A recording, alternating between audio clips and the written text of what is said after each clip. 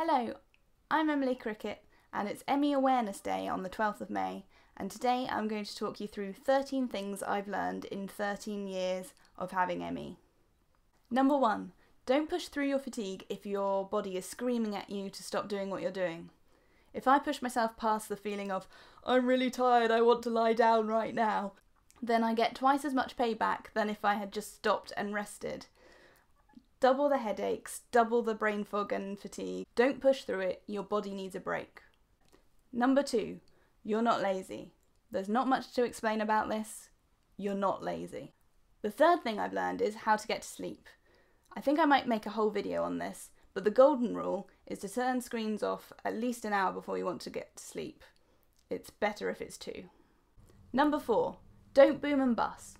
I think this is another subject I could make a whole video on, but basically I mean don't do loads on your good days and then nothing at all on your bad days. When I've got some energy, I find it really tempting to try and fit in everything I've been needing and wanting to do, but that will cause a big crash afterwards if I've done too much activity. Limiting how much you do on good days can help flatten out that vicious cycle.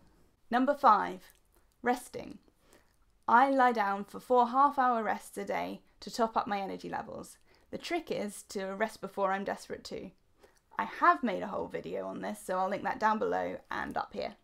Number 6, use your energy for things you enjoy, not just the things you need to get done.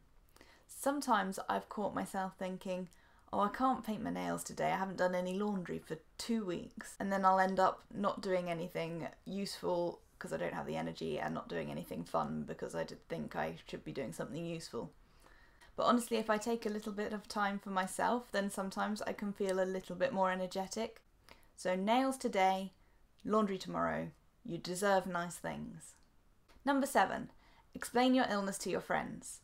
Emmy can be a hard thing to explain, and it can be hard emotionally to describe the most frustrating parts of your life. I don't always want to talk about being ill. That's one of the reasons I started my YouTube channel, so that when I was feeling energetic enough to talk about it and strong enough emotionally, then I could explain everything in the way I wanted to. Your family and friends deserve to know what you're going through. If you're not well enough to explain it to them, then try just giving them a leaflet or pointing them in a direction of an Emmy charity website, and then they can find out more by themselves.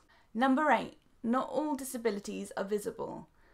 I knew that I was very limited in what I was able to do in comparison to healthy people, but I didn't realise for years that Emmy could be classed as a disability. It could have really helped me. For example, at school, I could have had access to more help that I needed. Number 9, you are not a burden to your family. Keep going. Number 10, go to as many GPs as you need to until you can find one that's sympathetic. I've been to many doctors who've said, there's no cure for Emmy, so I don't really know what more I can do for you. And they're not all like that. I know Emmy and chronic fatigue specialist services are a complete postcode lottery, but I have found a GP who I meet with every 2 to 3 months and discuss how I'm doing and talk about targets, and I found that really helpful. Tip number 11, when you are having a good patch, document it. Take pictures, film, anything. This is something I really wish I was better at. So expect some follow me around type videos next time I'm feeling really well. Number 12, don't get jealous of healthy people. You don't need to compare yourself to your peers. You will end up wherever you end up and it will be okay. I used to get so stressed out when I was at school and I felt like I was missing out on my education.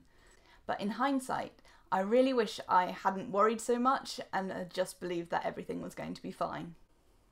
Number 13, accept that Emmy is variable. There are bad times and there are better times.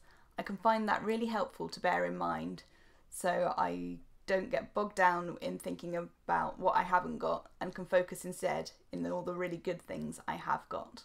Surprise number 14! Don't beat yourself up if you need to take a break from a project and come back to it 6 months later.